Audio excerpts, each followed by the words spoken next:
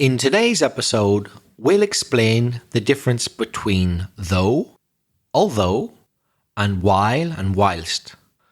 Look at how they're used in real sentences and explore when you should use them in everyday English.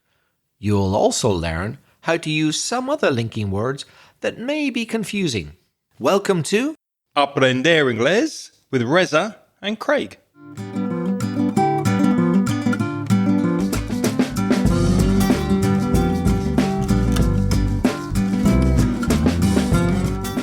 I'm Reza. And my name's Craig. And with nearly 60 years of teaching between us, we'll help you improve your English and take it to the next level. Well, Craig, how are you doing? I'm doing very well, thank you. I've just enjoyed a lovely coffee with the biscuits that you brought, the German biscuits, which were very interesting. The vegan biscuits with chocolate filling. Very, very nice. Thank you for bringing those over. Oh, were they vegan? I didn't even know. They were vegan, okay. yeah. And very, very tasty. The thing that caught my attention was that they were a sandwich biscuit with kind of cream in the middle, and one side was white and the other side was brown. I'd never seen that before. An equal opportunities biscuit, we could say. Yeah. But we're not here to talk about biscuits. And if you're a new listener, you are very, very welcome. We're going to help you with your English today. And first, we have a voice message from a friend of the show, Alberto, from Australia.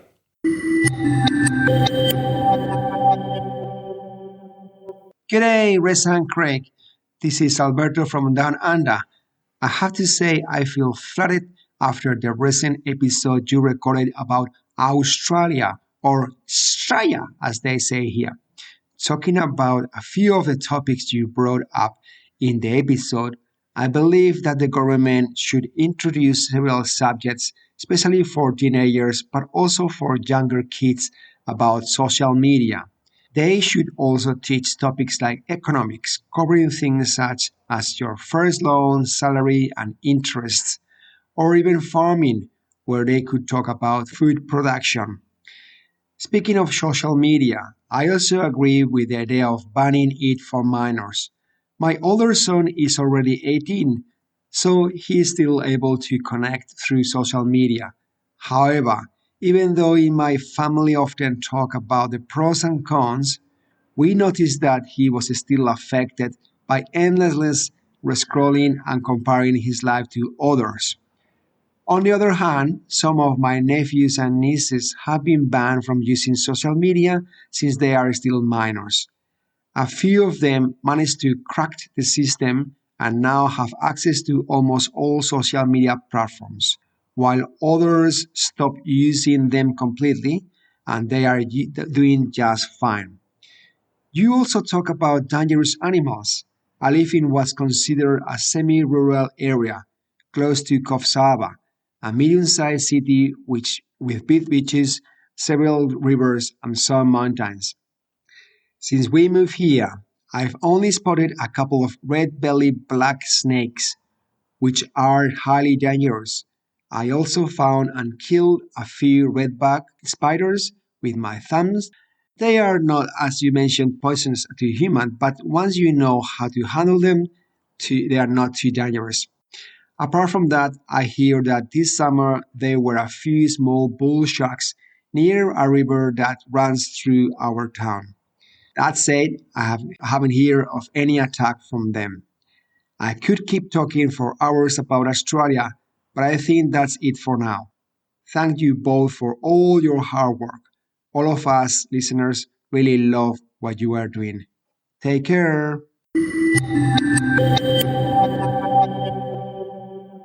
Well, thank you very, very much, Alberto. Always a pleasure to hear from you and get your messages. And, well, yeah, that's not so bad, is it, Reza? Just a few sharks, a couple of redback spiders that Alberto kills with his fingers, and only a couple of extremely poisonous, venomous snakes. I mean, that's not too bad, is it, really? Yes, Alberto, I admire your lack of concern, but I would be quite worried in those circumstances. But it's really great to hear from you, and thanks for your message. And it's very interesting what you said. You were talking about the social media situation, because we had mentioned the fact, I think, in the podcast that in Australia... Yes, that was episode 608. So if you want to listen to that episode about Australia, go to inglespodcast.com/608 for that episode on Australia. Was that the episode that we mentioned the social media ban? Was it that episode? Yeah, we mentioned it, and then we got more feedback from another listener from Australia speaking about the social media ban, yes. I remember that. And how timely. The word timely means the timing couldn't be better. I've just listened to your message right now, Alberto. And last night, I saw on the news for the first time a new proposal from the Australian government that anyone who wants to access pornography has to prove that they're over 18. Have you seen that news, Craig? No, I haven't. I did not know that they were doing that, although I think they are making sure that you verify your age or saying that you have to, but not blocking you. So I don't really understand how that's effective. They say, are you over 18? Yes. Okay, then you go ahead and watch it. But any child who is 13 or 14 or 12 years old can say, yes, I'm over 18. So that's not really effective, is it? No, but that's the whole point is this is only from yesterday. This is new. You have to prove you're 18. It's no longer that, are you 18? Click. No. You're going to have to supply documentation to prove that you're over 18 to get into porn in Australia. It's a new thing. It hasn't come out yet.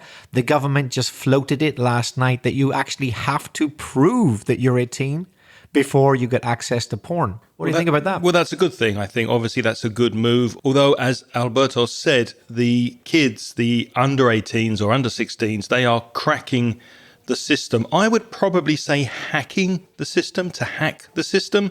I wouldn't say crack the system, because for me, crack the system is like break it. Yes. These kids aren't breaking it, they're getting into it. They're hacking it. It's not quite the same, I think. Absolutely. That's true. Alberto also sent us an email with his message, and he said, I also wanted to recommend the Irish movie Christie, and you need to search for Irish movie Christie. That's Christy. He said that he watched it on the plane coming back from Spain to Australia, and he thought it was a great piece of art. Have you seen that movie? I haven't, no. But thanks. I'm gonna check it out, Alberto. I'll look into it. Yeah, me too. And then Alberto continues in his email. Lastly, in case you want a couple of subjects for new episodes, I struggle with using whilst and though. I know their meanings, he says, but I don't feel confident about when to use them. And I also know they don't work together. So thank you very much, Alberto, for that suggestion. And we've spoken about linking words and connecting expressions before, haven't we? Yes, we did a whole episode about connectors and linking expressions, specifically for both the B2 or C1 Cambridge exams, because they're very important aspects of all parts of the exam. You'll find that in episode 519. So there's a link in the show notes, but it's very easy. You just type in inglespodcast.com/ and then the number of the episode, which is 519. And we've also made a couple more episodes about this topic. One was called Adverbial Clauses, Linkers and Conjunctions. That was episode 133. Go to inglespodcast.com/133. And more linking expressions is another episode. Go to inglespodcast.com/179. Links to those 3 episodes are in the show notes to this episode, which is 615. inglespodcast.com/615 for all the notes on what we're going to say about linking devices. And a quick shout out to Jesus from Cuenca, who also wrote to ask for more content on linking words and connectors. So obviously it's a very, very common issue that a lot of people have. Yeah, no, I understand why Alberto mentioned whilst, because it is quite commonly used in Australian English. So let's first of all... I didn't know that. I've just learned something. Yeah, it's very common over there to say whilst, and whilst and while are very similar words. But let's look at what whilst means. So whilst T actually means while, W-H-I-L-E, and we use it in British English, but we use it very commonly in Australian English too. And whilst does sound a little more formal than while, doesn't it? Yes, I'm going to make a sweeping statement and say that I would say there's many people under the age of 25, 30 who've never used the word whilst, nor do they have any intention of doing so. So you could get through your whole life without using it, because anytime you use whilst, you could use while. Yeah, but again, we're coming it from a British English point of view. I don't know if that would be true in Australia. Maybe Alberto can tell us if he hears it very often. But what does it mean? Well, we can use it to speak about things that are happening at the same time, whilst and while. So I could say, for example, that I was listening to music whilst planning a lesson, or while planning a lesson. Or Reza was cooking whilst talking on the phone, or while talking on the phone. Don't do that, you might burn yourself. In fact, I did. I know. I got my wrist bandage right now because I did burn myself because I went to answer the phone when cooking.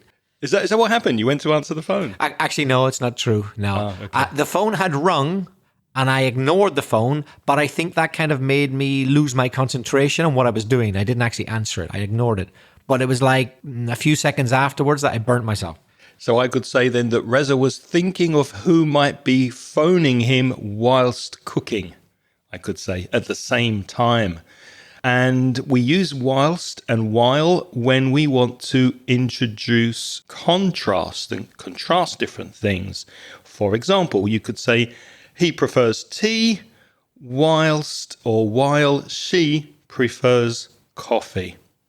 So you can use it to contrast different things. And you can also use whilst at the beginning of a sentence. You could say, whilst the project is interesting, it may be too expensive. Although this use of whilst is more common in writing, in formal writing, rather than speaking. You mean when you put it at the beginning of the sentence? Yeah. Yeah, it does. It's more formal simply because by putting it at the beginning of the sentence, you've shown that you've planned your sentence. There's going to be a contrast. So you think, I'm going to have a contrast in my sentence, so I'll start with the word whilst or while. However, in the middle, it could be that you're making up as you go along. For example, he prefers tea, doesn't he? While she prefers coffee. Maybe the thought occurred to me later. So if you put while or whilst at the beginning of your sentence, it shows that you've planned the sentence more carefully. Exactly. So remember, whilst and while, Alberto, and anybody who is confused by those two words, they mean the same, and we can pretty much use them the same.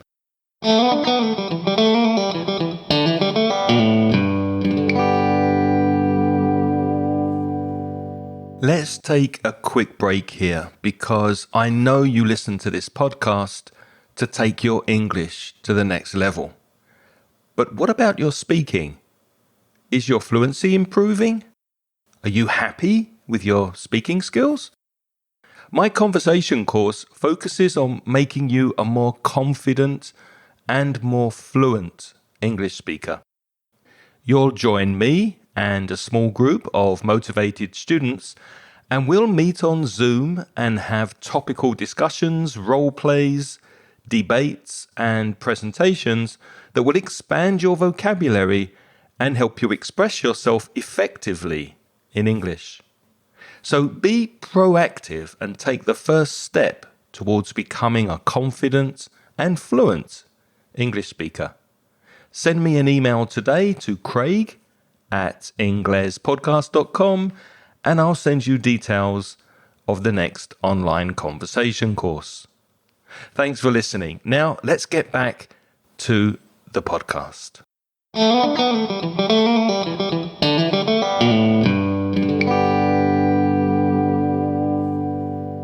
Now, what does though mean? Though.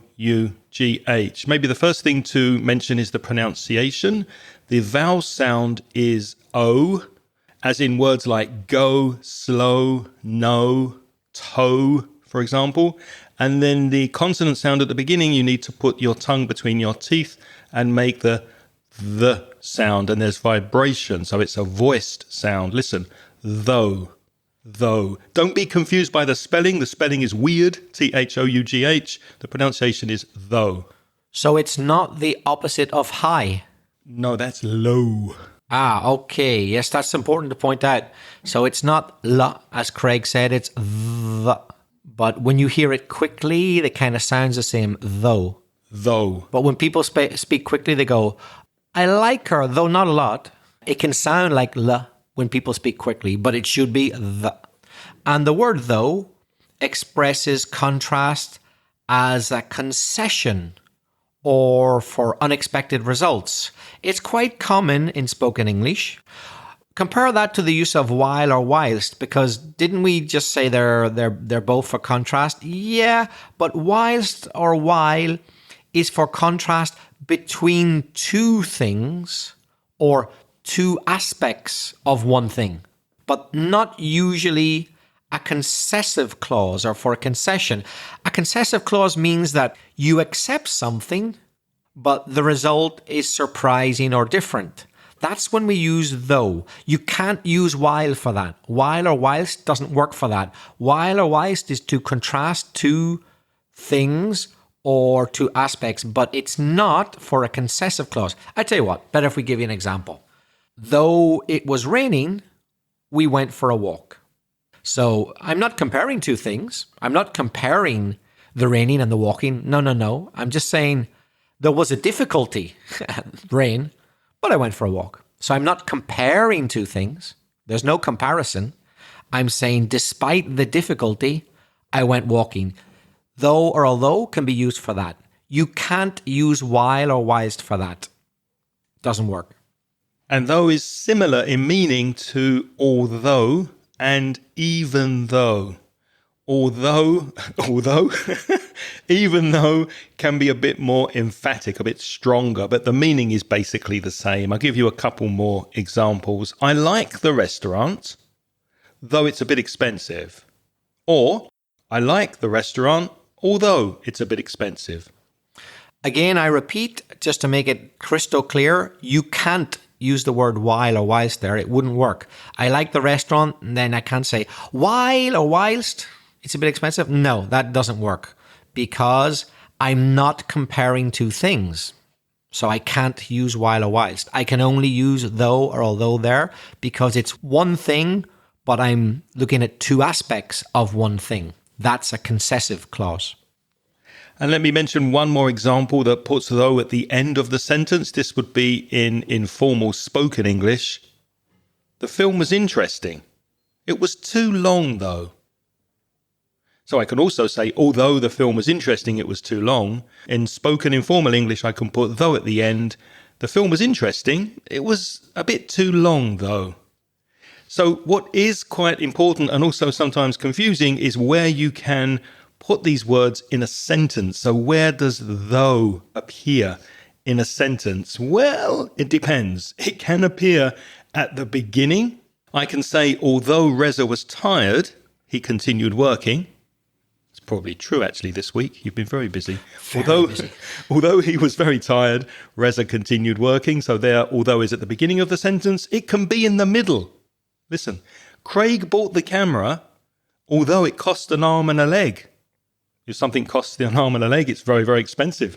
Craig bought the camera, although it was quite expensive. It can also be at the end. For example, I didn't enjoy the podcast. It was useful, though. That's a very unlikely sentence. Who's going to say I didn't enjoy the podcast? Well, it depends which podcast. If it's not ours. But notice you could not use although with that end position. You can't say I didn't enjoy the podcast. It was useful, although. Okay, so when you're using the more informal though, it can be at the end of the sentence, but it's not common to put although at the end of the sentence. Can I just mention something which a lot of people really don't care about, but unfortunately for you listeners, Cambridge and other examiners do care about, and that is the punctuation. Strictly speaking, but a lot of people don't care, is that if you begin the sentence with though or although, you are obliged to have a comma in the middle. But you'll find a lot of people don't. But I wouldn't forget about that rule if I was doing a Cambridge exam, if I were you, particularly from B2 level upwards. They're going to get you for it. Good point. Remember that when you're writing, make sure you use those commas. Yeah. But if it's in the middle of a sentence, the comma is optional. So the sentence Craig said, Craig bought the camera, comma, or no comma, though it cost an arm and a leg. When though or although are in the middle of the sentence, you can have a comma before it, but it's not obligatory. It's optional. And when it's two sentences and you put it at the end of the second sentence, you must have a comma before the word though. I didn't enjoy the podcast, full stop, new sentence. It was useful, comma, though. I repeat, in real life, people don't give a damn, but Cambridge do if you're doing an exam.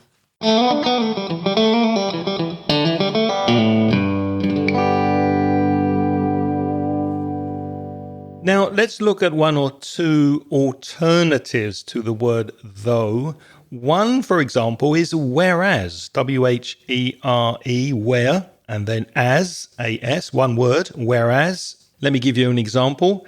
I'm a night owl, whereas my wife is a morning person. I like staying up late, whereas my wife is a morning person. Another example, Reza likes coconut, whereas Craig prefers chocolate. Ooh, I think you don't do me justice there, because the ultimate combination is chocolate with coconut. I like both. True. Reza prefers pineapple, whereas Craig likes grapes. So whereas is a similar meaning to though, and it's another alternative. Can you think of another way to say though? Another alternative is either however or its slightly more formal version, nevertheless. That's three words in one, never, the, less, but all written together without any spaces. For example, the weather was terrible. However, we enjoyed the hike. Or you could say, nevertheless, we enjoyed the hike. Again, a word about the punctuation, which Cambridge, believe me, do care about. Either you use two sentences, the weather was terrible, full stop, new sentence. However, or nevertheless, comma, we enjoyed the hike. Or you can have a semicolon in the middle. A semicolon is that thing which looks like a mixture of a comma and a full stop. You can do it that way as well. Another alternative is even though that we mentioned before, a slightly stronger contrast because of the word even than though or although. For example, even though he was exhausted, he kept working. So it's giving just a little bit more emphasis on the contrast there. Even though it was expensive, he bought the shirt. We mentioned earlier that you can put though at the end of a sentence, but you can't put although at the end of the sentence. Or even though. Or even though was exactly my point. You can't put even though at the end of a sentence either. You can only put though at the end of a sentence. Not although and not even though. The next word is probably the least common, but it's still used sometimes, and that is albeit, which I guess originally comes from the three words all, A-double-L, plus be, plus it. It's A-L, one L, B-E-I-T, albeit. And it means even though. And it's followed by an unstated but understood repeated clause. What's that mean? Well, I'll give you an example. The war was a success, albeit a costly one. You notice there is no verb with a costly one. There's no verb. But it's understood that I'm saying the war was a success, albeit it was a costly one. So what I'm really saying is the war was a success, although it was a costly one. We need the words it was if I use a low. But with albeit, you get rid of the verb. It's simply albeit a costly one. So the clause, the subject verb, is understood it was a costly one, but we don't say the words it was with albeit. Even though we're coming to the end of the podcast, you still have time to practice your English. Do you have any ideas for future episodes? We would love to hear them, and especially if you have thoughts of grammar or anything similar to today's podcast that we can help you with, please get in touch. You can get in touch with us by our preferred method, which is a voice message. Go to speakpipe.com. That's speakpipe.com/Ingles podcast. There's a link to that in the show notes. And you only have 90 seconds to record your voice message. Or you could do what Alberto did if you want to speak for longer than 90 seconds. Just record your voice and send us an attachment to an email. Your emails go to me, Craig, Craig, at inglespodcast.com. And to write to Reza, send your emails to belfastreza, Reza, at gmail.com. And if you're a Spanish speaker and you want to improve your English with either free or paid resources, why not visit the Mansión Inglés website at mansioningles.com? And specifically for paid products, you can browse the online store. That's at store.mansioningles.net. And if you want a full transcription of this podcast, you might consider joining our Patreon program. As a Patreon member, you'll also get an invitation once a month to join me for an informal chat on Zoom to practice your speaking. And you'll have the warm, happy feeling of knowing that you are supporting the podcast. Go to patreon.com/Ingles podcast for more information. Craig, what are we going to talk about in next week's episode?